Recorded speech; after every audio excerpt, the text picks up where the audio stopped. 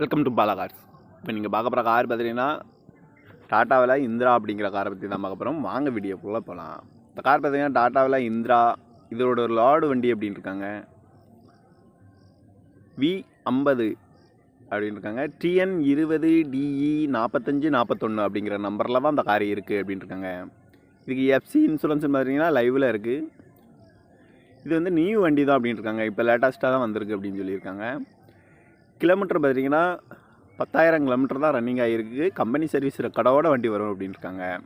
இது வந்து லைஃப் டேக்ஸியும் வந்துடும். கார் வந்து குட் கண்டிஷன், நல்ல கண்டிஷனில் வண்டி இருக்குது அப்படின்னு இருக்காங்க.